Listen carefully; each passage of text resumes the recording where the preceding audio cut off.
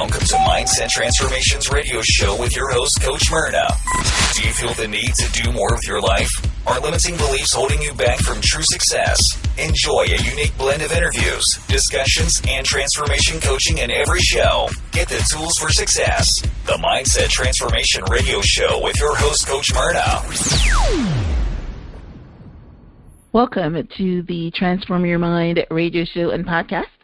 I'm your host, Coach Myrna Young, and today we are speaking to Don Paris, Ph.D., and he is going to be one of the first scientists or kind of, people that I've had on the show, and this is going to be a learning experience for 99.9% of you, as it was for me.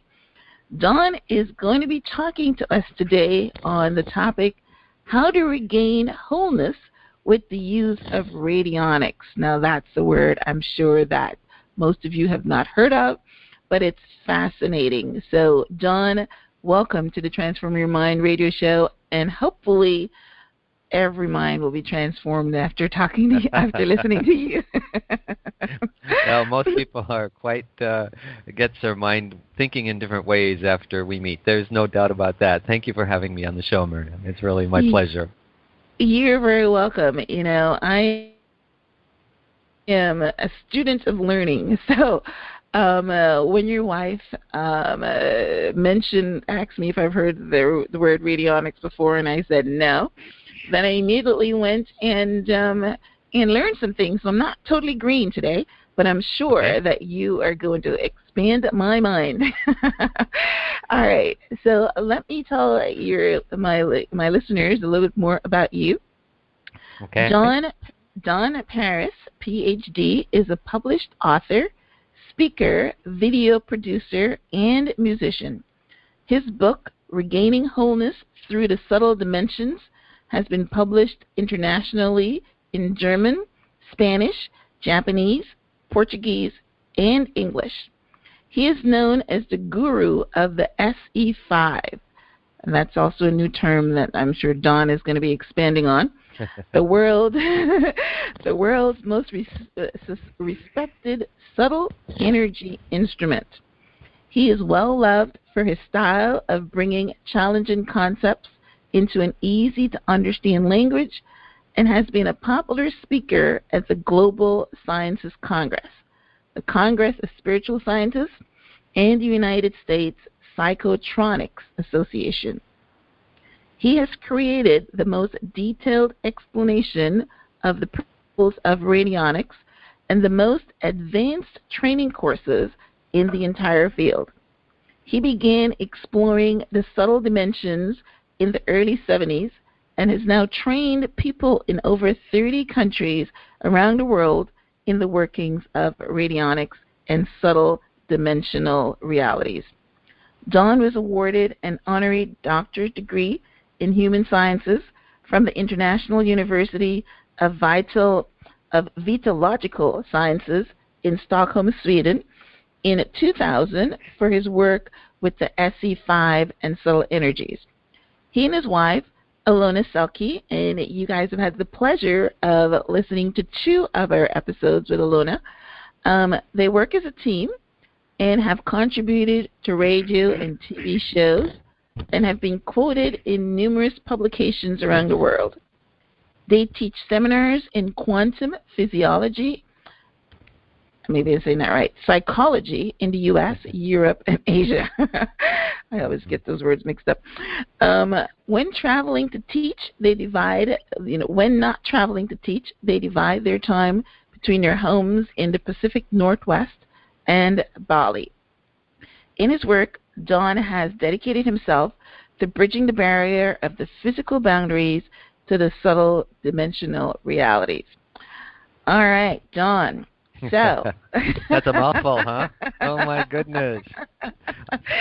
Even my mind is twirling listening to that.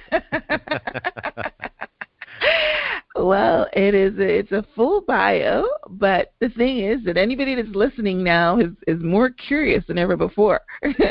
Like me, we've introduced a couple of terms here. radionics. We've introduced SE5, which you are the expert on. So before, normally I like to start off the show by having my guests give a little background of themselves, but I'm going to switch it around so that we can, talk to the curiosity of our listeners right now. So I'm going to start off with, what exactly is radionics? Okay, and using the word exact is already difficult for me because as much as it is a science as such, it works outside of within, but also outside of scientific principles and physics principles of what we understand in our current level of understanding. Now, of course, I'm trying to widen that out, and that was a big reason that I did get an honorary PhD, is for some of my theories that I present in the book. And I wrote this book 25 years ago. I think it's been at least 20 years ago. Okay. But since that time, we are seeing, excuse me one second. We are seeing this information coming more and more into the forefront of what was radical information 20 years ago, is now popping up in scientific so you were circles like all over. A breakthrough person. I do think my thoughts were quite original at the time. I don't think there are original thoughts. I think they all do come from a higher dimensional level, or from really a spiritual level. And that was really my calling card. Was I started meditating when I was about 17, 18 years old. And so over these years of diving deeper and deeper into the cosmic, we'll call it the cosmic mind, my personal mind was expanded to understand some of these things that scientists are now catching up with. So that's really where I got the information. It wasn't like I studied science or, I have a natural knack for it, but I wasn't going into university to learn these things. I was very, very fortunate to hang around a lot of very far out scientists like Bob Beck and Marcel Vogel, who invented the color phosphor for television and the liquid crystal display that you're looking at on your computer right now. Wow, the LCD, right? Right. And he was deeply into radionics. He had the largest collection of radionic equipment when he passed away as a museum, and he donated it to the United States Psychotronics Association, which is one of the organizations that I speak at very often. And I had the pleasure of working with him. And the Vogel crystal, many people have heard of the Vogel crystal, which is a specially cut, shaped quartz crystal. And some of the experiments he was doing back in the 80s was he would put like a glass tube around the crystal and spiral it around. And he was working with wineries, and he would take these cheap California wines and put them around the crystal, and not only would... excuse me, one moment.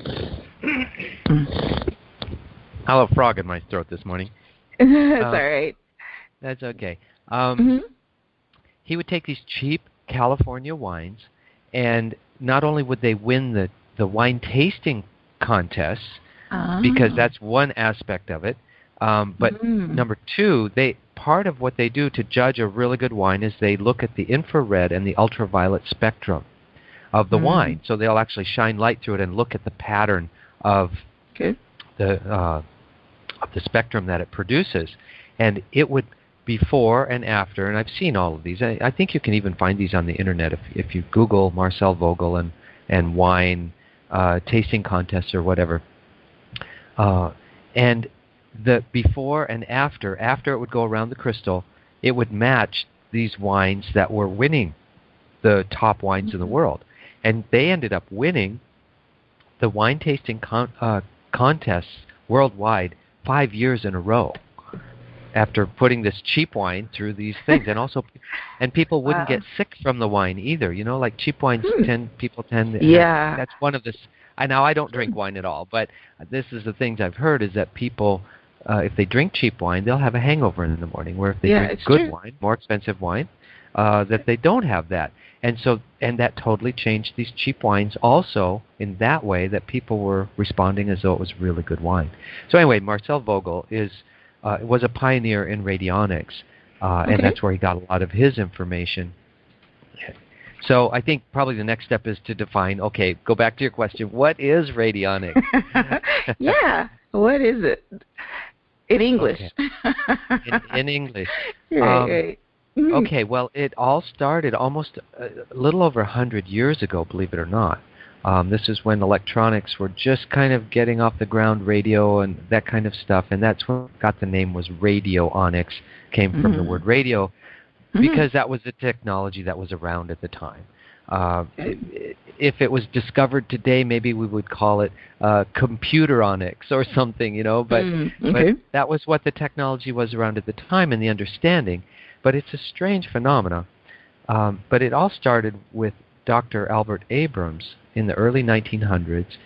And during that time period, he was a medical doctor. He was a medical genius doctor. He got his medical degree at age 16, and he was too young to practice.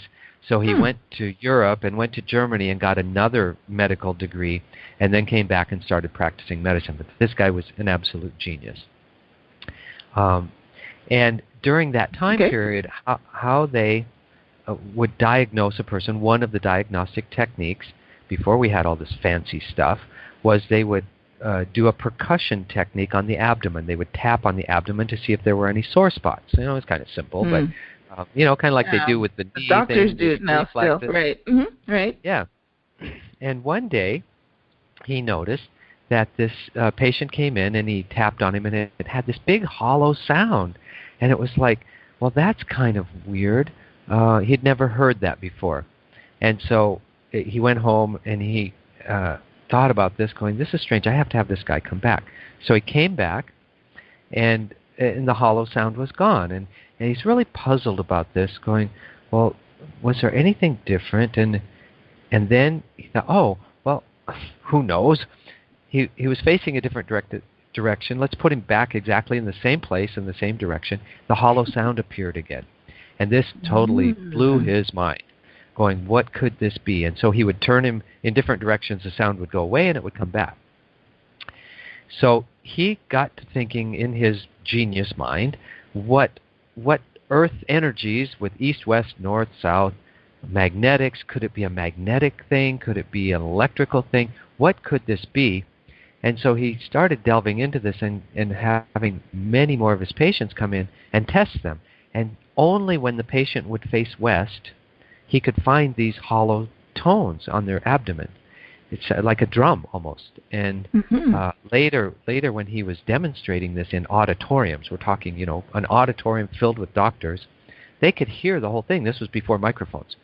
They would hear this hollow drum sound in the entire auditorium.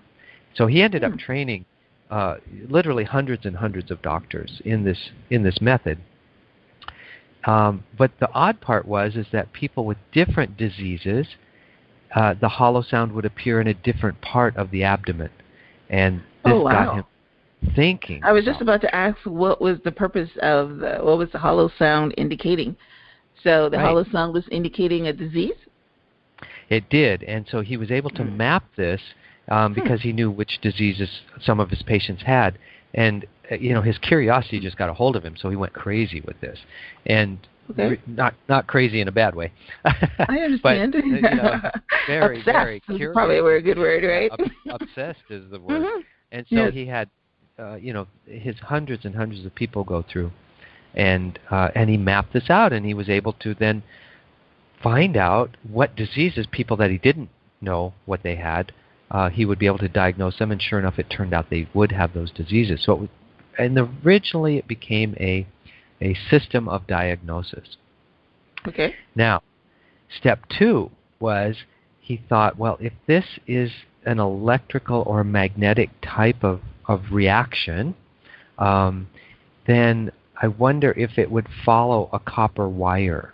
like if there was a way to transmit this kind of effect. And some of the people, especially if they had a stomach tumor, for example, or an abdomen problem, he can't be pounding on their stomach.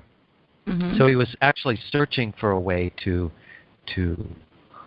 be able to help these people as well. So he got this idea, and again, these are inspired ideas, I don't know, or logical conclusions, but he thought, okay, what if I had 2 copper plates, one on each side with a wire connecting them, and I put a healthy person on one plate and the sick person standing on the other plate.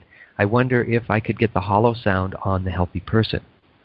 And sure enough, he was able to use a surrogate tester, basically, on the other healthy person on the copper plate, and the hollow sound would appear on the healthy person. So he was then able to diagnose these people with that were too sick to pound on their stomach to do it on the healthy person. Wow. Now the effect didn't last He was forever. a genius. This guy, he was just a genius. Yeah, great. But he couldn't pound on their stomachs forever, the healthy person. The effect would wear off, basically. So he needed to have lots of healthy people, and it was a difficult situation to find good, healthy, strong people, and enough of them to keep working with every day with clients. Right. And the other problem that he had was, one thing he discovered is that multiple diseases would show up with the same hollow sound. So, because as he started exploring this, there are only so many places on the stomach, right? Stomach that you can hit. Right. And so he was then searching for a way to delineate between one disease and another disease. Okay. So he got this idea, and this is where the electronics started coming into the picture. And he created he worked with some radio engineers, and that's where this term again started showing up. Started working with some engineers, and he thought maybe we could filter out some of these electronic vibrations or whatever. He thinks they're electronic at this point, even though electronic as such hadn't been invented. But these vibrations or frequencies were traveling on this wire. He thought, if I put a resistance box in between the 2 people, maybe I could filter out one disease versus another. And it worked. And that was the biggest breakthrough. And this was the very, very beginning of what we now have, radionics, which is computerized and it's a quantum leap from there. But those were the very, very beginnings of looking at what is this vibration that's moving? It's not. He thought it was electrical. We've proven since then that it's not. But in our sense of what we think of as electrons running through a wire.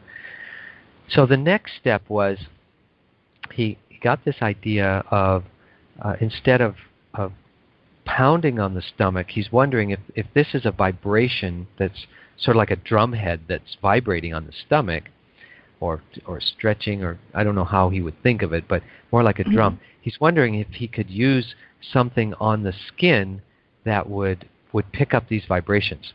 And he tried different materials, and he came up with a glass rod. And if you ever rub like a glass rod on your hair, it'll pick up pieces of paper. Have you ever done that as a kid? We used to do that as a kid. Well, no, I used to rub gold and make it get hot. Same thing? Oh, no.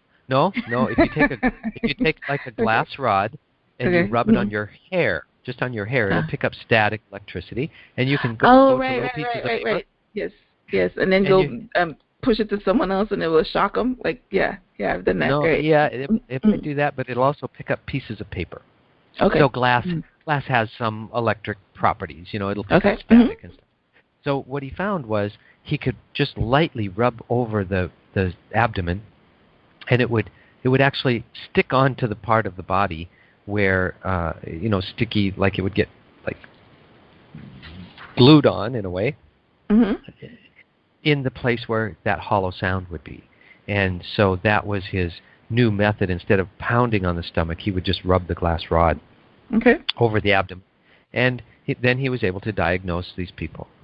Well, this went on for quite a few years. I don't remember how long, 20, 30 years. He developed these processes, taught doctors all over the world, and about this time is when the Rockefellers started investing into pharmaceuticals, and they formed the American Medical Association, which was to basically, from my perspective, help the Rockefellers and get rid of both electromedicine and homeopathy. That was their goal. In the original charter of the AMA was to eliminate electromedicine and homeopathy, and later chiropractic, as we all know. The chiropractic I think I read that when it wasn't not as specific as that, but I read that the science started here, and then America or the United States got rid of it, and now it's all in the East, and it's probably coming back or something. Yeah, I read that. Right? Yeah, it is back. But in the original charter, I have read the original charter. I don't have a copy of that anymore, but my good friend Bob Beck had that. I've read it. The original charter it stated right in the charter that their goal was to eliminate electromedicine and homeopathy. They didn't say to promote pharmaceuticals, but as we all know, that's what did happen. Right. Exactly. Wow. That became the big old pill. Right. Yeah. And their pharmaceuticals have their place, no doubt. They've saved a lot of lives, no doubt. But they're kind of overused, it seems, these days too. But so anyway, they went about then basically working to eliminate electromedicine, and this fell under that category, Abrams' work. And so basically they destroyed him, put him in jail, said he was a fraudster. Wow. They did this with lots and lots and lots of people. This wasn't just an isolated case. That was the goal, and and from a business perspective, that makes all sense. But he ended up basically dying a broken man, and with all of his research. But people carried on his work because he had taught a lot of people. So this went through many different generations, and they've just basically kept. People just keep doing it because they get results. And so it's not really a big movement at all. There's, like you've probably never heard of the United States Psychotronics Association. I think we had about the yearly conference this year. We maybe had 70 people. I mean, it's not a big conference. That is small, right? It is very small. But these people are dedicated and they love the work. So I'm still confused a little bit, though. Okay. So he was able to, from what I'm understanding, he was able to figure out that if you hit the stomach and it makes a certain hollow sound, that the person has a disease. But then, multiple diseases will show up with the same hollow sound. So then he got this resistance box, and he got the glass rod. And so were they able to then pinpoint this? Let's say that the Rockefellers didn't, abandon this and all that. Where was he going with that? What is the benefit that's a very of that? Good question. Right. The benefit was, So I've left out the second half of the story. So, so the diagnostic part was working. He got it pretty refined to an art, as all doctors are. They're artists. They're they're not necessarily scientists. They're artists. It's an art to be a doctor and healing and all that. But so then he went back to his radio engineers, and he's thinking that if these are vibrational frequencies, if these are electronic types of frequencies, if we could isolate those frequencies, could we send back corrective frequencies to get the body to heal that? And that's where the trouble came in, is that he developed a little box called the reflexophone, and would then send back corrective frequencies, and that people were getting well. And that's where the big problem came in. I think if it was just diagnostic and he had stayed with that, then maybe he wouldn't have gotten in so much trouble. But he was actually getting results of people getting well from sending these frequencies back, and that's where the trouble started. And that is powerful, right? Well, that's powerful. And then the next step was and this is where it starts. moving from, okay, the general public out there that's listening to me goes, well, I can understand all that. That makes sense. This is where the big leap, the quantum leap happens, is where he got thinking, okay, if he has some people were too ill to come even to his office, and he thought, well, instead of having the person stand on the sick person on one copper plate and the healthy person on the other one where he would use a glass rod, could he, and I don't know how he came up with these ideas, could he take a little blood sample from the person and put it on the copper plate and then rub on the healthy person? Would he pick up would he be able to diagnose that person? And it worked. And that's where it kind of goes from science to woo-woo, is how could that be? No, because the blood can tell a lot. You can tell a lot about a person by their blood. So I can understand that. That's why they take blood tests. Yeah. Huh. Yeah. In blood tests, they're actually looking at, down into the blood with a microscope or doing certain things to it. This was some kind of electrical vibration that was going through a wire that he could dial in different resistances and then come up with a diagnosis. And this is where things started getting dicey. And then genius, that was this boy, right? Yeah, this guy was a genius. So then that's where it moved from woo-woo to big woo-woo, and I don't know how he came up with this one, as he thought, well, if I could, instead of treating, having the person come in and being exposed to these radio waves at the time, they used these, whatever they called them, radio waves, could I treat the blood instead and the person would get well at the other end? And that's when it just got wild, is that it went outside of almost everybody's expectations except Einstein, who called this kind of effect spooky action at a distance. And Einstein weighed in on the process too, right? Well, he was aware that this weird kind of thing, he didn't know Abrams or what was going on in this field, but in terms of physics, there are some things in physics and quantum physics, and we all, now all this stuff has been proven. We have explanations, let's put it that way, of how some of these things can happen. But at the time, it was like way out there, and it still is for the common person, that how can something have action at a distance. But let me give you one more story. Cleve Baxter, do you remember the album from Stevie Wonder, The Secret Life of Plants? Back in the 70s, I think it was. I don't know the album, but I thought I saw something in a movie or something. Right. there might have even been a movie. Okay, so I've seen that. Right. Yeah, all of this started out from the work of Cleve Baxter, and he worked for the CIA doing polygraph testing, lie detector. He worked with lie detectors, the polygraph, and electroencephalograph, which picks up very, very small changes in electrical vibrations.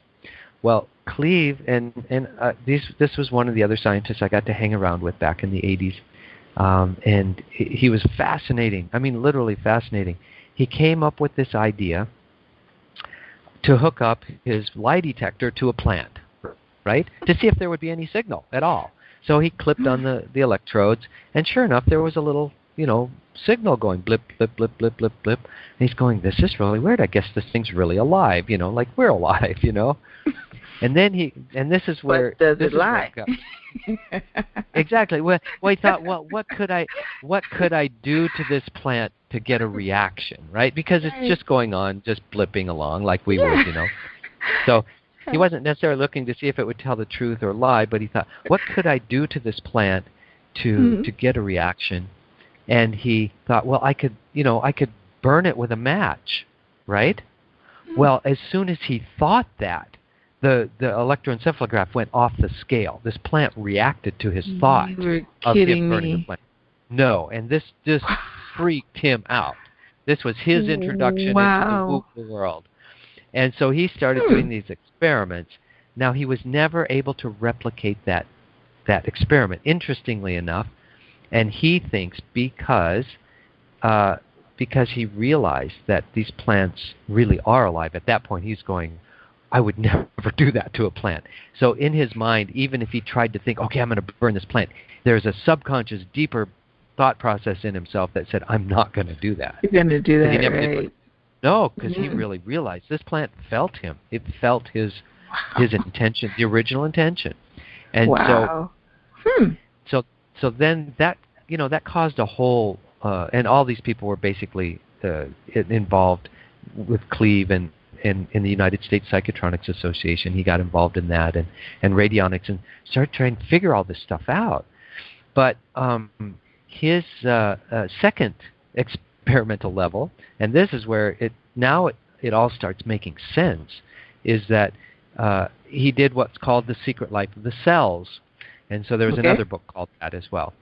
Okay. And so what he did is he took some saliva cells and got a little way to hook up the electroencephalograph to some saliva in a petri dish, and to see if the cells were communicating with the person at a little bit of a distance. So they did a couple different experiments, and they found out there was something happening, this connection between the cells and the person, even at a little bit of a distance. So in the movie they showed, which is very, very funny, they had two cameras, and the guy comes, the subject, they've already taken his saliva, and they're behind a two-way mirror, so they're in the other room, so they can see the guy outside, and the cameras are showing both of them. And then in the control room, you're seeing this electroencephalograph running, and it's just connected to his saliva cells. Not much is happening. And the guy doesn't know what this test or what this study's about, so he's just in the waiting room, sitting there by himself in this waiting room. Well, there's a Playboy magazine sitting on the coffee table, and so we're watching the electroencephalograph just go along normally, and finally he kind of looks over at the magazine, and there's a little tiny blip, and so we're waiting a little bit longer, and finally he kind of starts to reach for the magazine, and it goes up a little higher, but then he comes back. No, I'm not gonna look at it, But eventually, okay, he reaches over, he grabs the magazine, and now we're getting pretty good-sized little waves on the electroencephalograph, right? As he's pretending to read the articles. And finally he gets to the centerfold, and he pulls out the centerfold, and this electroencephalograph, which is not connected to his body, right? We're talking his saliva cells in another room, and this electroencephalograph was just going off of the chart. Wow. And wow. so it did show that incredible. That our This cells is incredible are science. Yes. Yeah, incredible science. And wow, that's incredible science. Yeah. So you still haven't told us where the radionics comes into all this, or what is it exactly your specialty with the radionics thing? Mm-hmm. Yeah, that's true. It's like I said, it's a hard thing to exactly talk about because right. Mm-hmm. So, well, just to finish this last part of the story. So, the U.S. Army heard about these studies from, this was all published. It's in a book called The Secret Life of the Cells, and it's about Cleve's work. But they wanted to find out how far this effect could go, right? So they started testing how far away they could get this effect from the cells to see, for communication, how long the cells were staying connected. And they got as far as 150 miles away when they gave up the study, saying there's no known physics that could explain that. There's no signal strong, this signal strength is not possible 150 miles away of anything that we understand from radio or cell phones or microwaves or anything like that. So it's working on a totally different principle, which basically goes back to what Nikola Tesla was experimenting with what we now call scalar waves or scalar electromagnetics, which is working with a collapsed electromagnetic field. It creates what's called technically a standing wave. And my good friend Eldon Bird, who has also passed away, he was part of all these incredible scientists. He worked for the military specifically in, his division was with scalar. They were trying to develop what we would call scalar weaponry, which would be this strange phenomena, which we would call it causes weird things to happen, not only communications, but they worked also with communications. They were able to send signals and communications like through a mountain, which, like in certain places, it's too difficult to bounce it up off of the ionosphere and back down. And they had difficulties like underwater or different places where we need to get signals and communications through. And they were successful in getting communications through a mountain from one side to the other, for example, without bouncing it off the atmosphere. But he also worked in weaponry, and he said they really developed some terrible things. And the happiest day of his life was when Clinton took over administration, and they came into his office and they said, "We're shutting you guys down. Just burn everything and get rid of all of your research that you've done for the last 20 years. And he said it was the happiest day of his life because some of the things that they developed were really, nasty weapons. I mean, all weapons are nasty. Wow. But Okay. they had some crazy stuff, which I don't really know what all those were, but okay.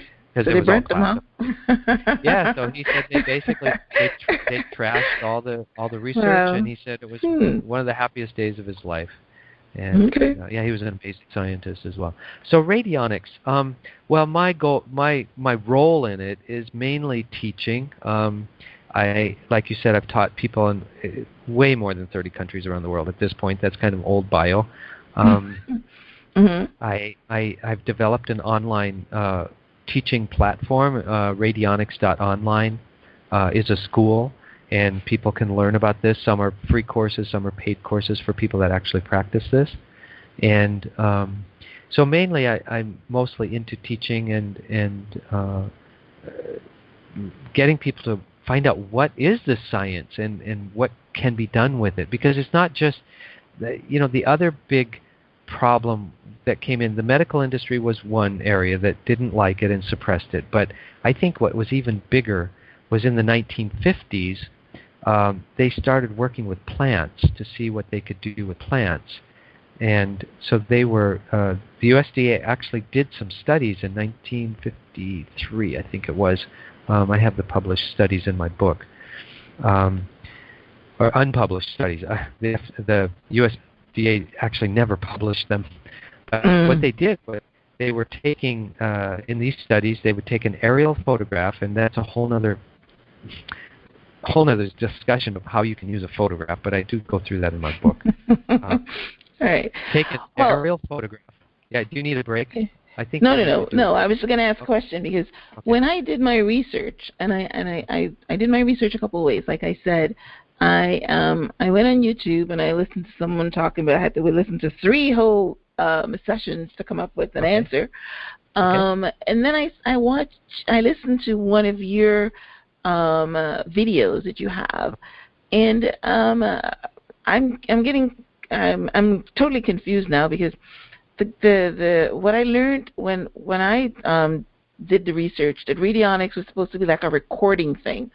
Like, for instance, the guy equated it to how we can record music on a CD, or how we used to record it in a tape before. He said it's a recording electronics or system where you can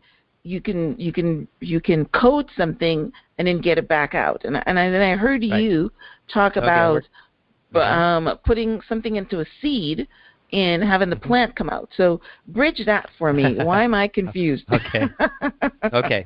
Yeah, and this is a deep subject. Like when we first talked, I said, I could go on for days about this, and I do. Right. But okay. So what we're talking about on one side, and it could have been me talking about that as well, which is imprinting materials with information. What we've discovered is that these radionic frequencies is what originally they thought they were some kind of frequency, are actually what are called informational fields. It's pure information.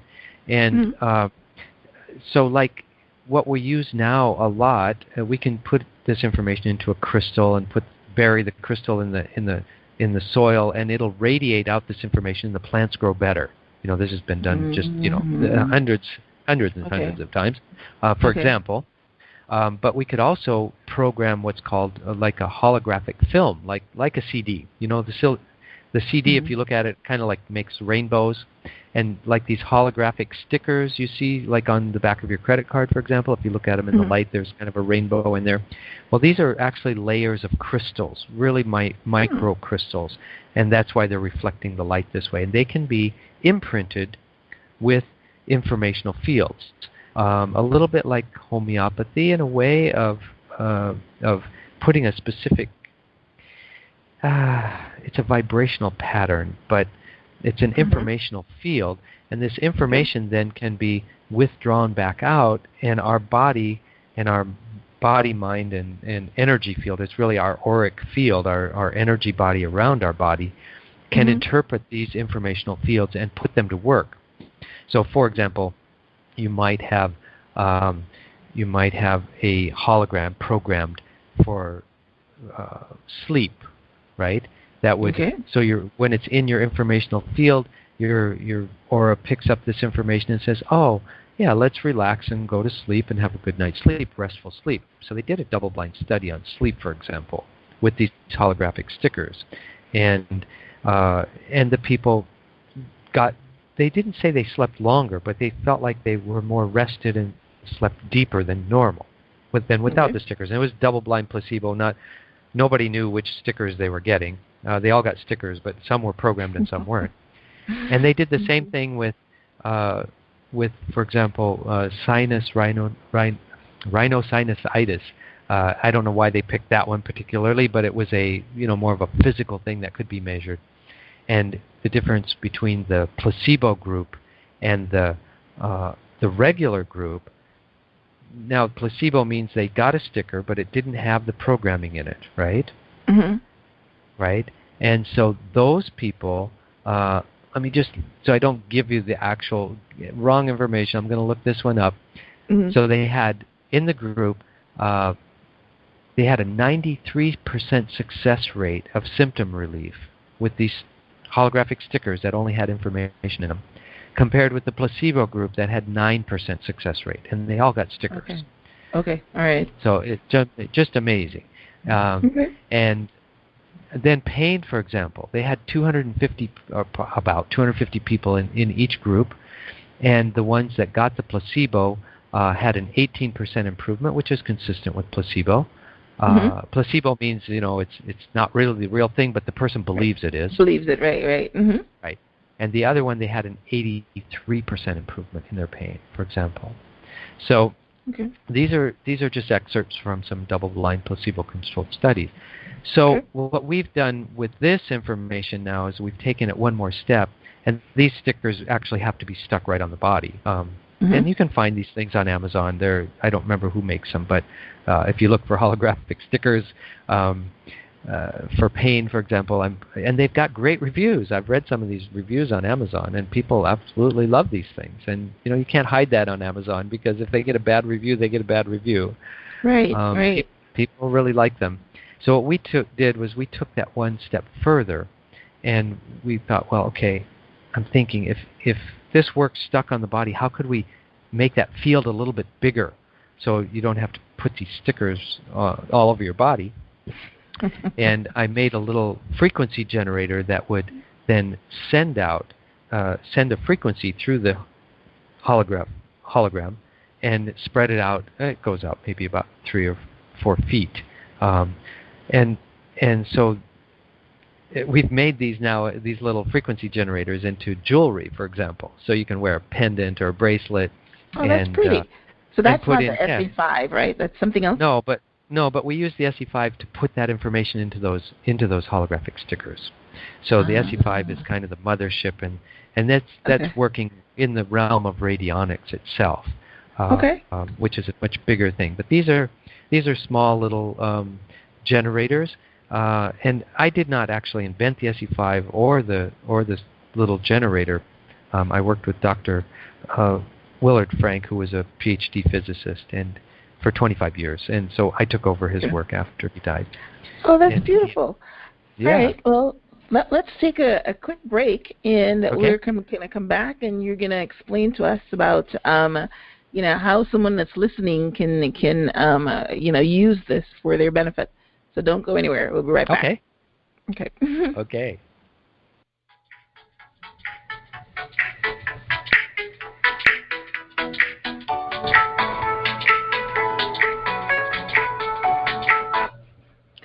If you would like to improve the quality of your life and don't have the budget to hire a coach, then I have an offer for you. Why not play the game of life and learn the skills to maneuver life situations? How many of you have played the game of Monopoly and learned the value of having property to collect rent? Well, Points of View is a leading company in the field of training for personal and business development. Points of View use games to explore significant life themes in a fun, unique, and powerful way. Games are designed for use by professionals, organizations, or individuals. The games are designed to help you look deep inside yourselves and the environment around you. It is a stimulating exploration that sharpens your senses and opens up new possibilities. So who can use Points of View games? Anyone wishing to reconnect and enhance communications with themselves and others. Anyone in search of fresh perspectives on dilemmas, relationships, and decision-making. Those seeking interchange and the opportunity to build new bridges. Points of View is a collection of various games. The coaching game features 65 associate cards that explore significant everyday themes. Punction fosters associate connections between photos, themes, and questions. These flexible combinations make it a fascinating tool, highly effective in dynamic therapy, coaching, and counseling. Faces is a powerful way to get to know ourselves through the observation of others. For more information or to purchase one or more of these games, head over to https://POY4ALL.com/transform, which is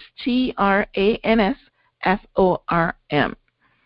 These games would make perfect Christmas gifts for someone that you love so that they can have coaching in a fun and exciting way.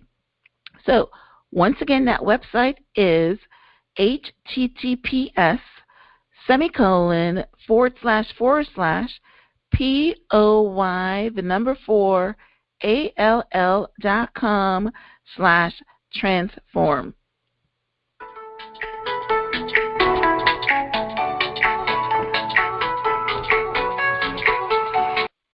Having trouble getting a merchant account? Need an international payment gateway? Rejected by another merchant account provider? No problem. iPayTotal wants your business. Our high-risk merchant accounts allow you to accept all major credit and debit cards. Our Motto Payment Gateway allows accepting transactions on the phone. iPayTotal delivers payment solutions and products to help grow your business. Contact us now for your payment processing at info@ipaytotal.com or visit ipaytotal.com. www.ipaytotal.com, your online payments provider. Welcome back to the Transform Your Mind radio show and podcast. I'm your host, Coach Myrna Young, and today we are having a very deep conversation with Don Paris. And Don is talking to us today about subtle energies and radionics and talking about how we can use radionics to help us diagnose illnesses and send frequencies and build weapons, and we can do a lot of things with this technology. But as we're gonna, coming to the last segment of our show, I just want to bring the conversation into how can our listeners take advantage of this technology.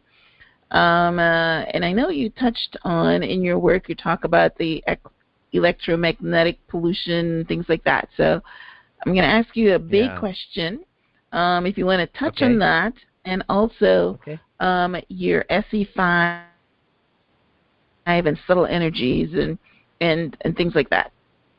Okay. Well, electromagnetic pollution is what I actually thought I was going to talk about the whole time, and we got really sidetracked, so we might have to do another show. Okay, sure. All right. Well, I wouldn't mind that. But electromagnetic pollution, basically what that is frequencies that we don't see or hear or feel, but they're all around us, and all you have to do is open your little cell phone and look to see how many bars you have, and you know that you're inside of a field of microwaves, right? I mean, and it'll even tell you how strong they are.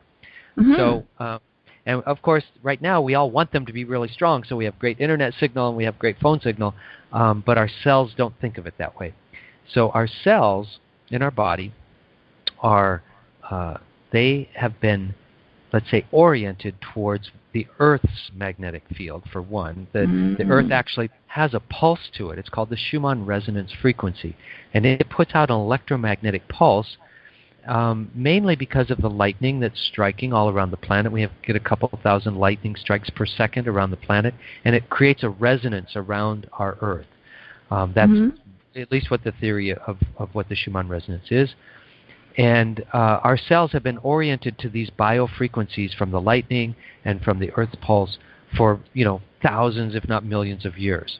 And all of a sudden, in the last 100 years, we have frequencies coming at us from all directions in all different levels, all the way up into the gigahertz frequencies, very, very fast frequencies, because the Schumann resonance is very low, like 7 or 8 cycles per second. It's very slow waves, and all of a sudden these fast waves are coming in. And imagine if somebody's been trying to, sing lullabies to you to go to sleep every night, and all of a sudden, it's a heavy metal band shows up in your bed. You're supposed to go to sleep with it. I like that analogy. Right. And so our cells are freaking out. And I will send you a couple pictures of this, because we've actually taken blood samples and looked at the cells. So we took a woman that had normal, just before anything, no cell phone, no Chio generator or anything, which is one of our instruments. She took her blood, and her cells weren't that great to begin with, but they should have like space around all the cells. The cells need to breathe, take in oxygen and nutrients, and excrete the toxins. Well, hers were a little clumpy, but not too bad, And then I had her make a 10-minute cell phone call, and her blood cells were just on top of one another. They're completely clumped together, and instead of looking like individual cells, it looked like individual blobs of cells. I mean, it just looks terrible. I get the picture. Right. Wow. And then, so I had her turn on one of these little Chi generators. It's called a Chi organizer, or the Chio for short. We call it the Chio. And it's a bio-friendly frequency generator. It puts out specific frequencies that we know are beneficial to our biosystem. Okay. And after 10 minutes, her cells had all spread out and looked way better than what she even started with before the cell phone call. Nice. And I'll send you some of those pictures. Hopefully you can put them up on your blog. But so people can So that's good to know. Yeah. And so we've been, people have had these little generators. Some people are now electromagnetically sensitive people. They call them EMF sensitive. And like I know one person in Switzerland, she couldn't sleep in a hotel with Wi-Fi on, even 3 floors down. She would ask them to turn it off at night. And she would know if they didn't turn it off. She would go down there in the middle of the night and go, "I'm not sleeping. Did you remember to turn off the Wi-Fi?" And they said, "Oh, I'm so sorry." Wow. You're right. We're definitely going to have another conversation on this, because I thought I read something like that about, the Wi-Fi thing, where, you can pick up Wi-Fi. You can pick up Wi-Fi from your neighbor, right? Yep. You don't have a code to get into it. But you can pick up Wi-Fi the frequencies are coming in. Exactly. Yes. I've actually heard that. And we're pretty blanketed. Actually, I'll send you a map that shows the blanketing of America. It's blanketed pretty much everywhere except in Montana and the mountains. But after a year of using our little Chio, she was able to sleep in hotels, and they didn't have to turn the Wi-Fi off. So it helped her to deal with. So your Chio, is this SE5? Are we going to get to that? I think we're going to have to wait. I think we're going to have to wait for the next show on the SE5. Okay. And then you're going to talk about the SE5. Okay. Yeah, but if people are interested in radionics in general and they'll see the SE5, they can go to the radionics.online. And it's a school. It's a radionics school, but it's, like I said, there are lots of free things, and I do talk about things on how the stuff, and show demos and all that kind of stuff. So that would be the thing to do, is go to radionics.online. Okay, so how can they get in touch with you and get a copy of your book? And what does your book talk about specifically? Well, my book goes through some of the history that I've already talked about here, and then into the future. So present and future in my book, Regaining Wholeness Through the Subtle Dimensions, and I do give that book out for free if they do sign up for my newsletter, and that's they would go to se-5.com. So S stands for subtle energy, so subtle energy -5, se-5.com. That's easy. And sign up for my newsletter, and they'll get a PDF of my book that they can download, and that goes through the history and uses. How can they use it around the house? How can they change their toothpaste so that their teeth can get whiter, for example? We can affect little things, in our environment. Getting rid of odors in a carpet, for example, without spraying it with something else. Just interesting things. We've used it for interesting and useful too. I like the two that you mentioned. Yes. Okay. And we don't work a lot in the medical field anymore because of the American Medical Association and all of that. They don't really like this kind of work, so we don't really. I don't talk much about that in my book. It's more like, okay, how can we use it with plants and animals, and it's fun stuff. It's really fun stuff. So they can get my book there. But for the little electromagnetic protection, they need to go to chiorganizer.com. How do you spell that? CHI is the word. Chi organizer. Yeah, our chi is our energy body. Like with acupuncture, we have chi running in our meridians, for example. So chiorganizer.com. Yeah. And so those are the main three things: the radionics.online, se-5.com, and chiorganizer.com. Okay. And that'll pretty much cover the ground of what I've been doing for the last 30 years. Okay, well, that's awesome. Well, thank you so much for giving us that history. There was some really good stuff in there. It's too bad that we're not being able to use that.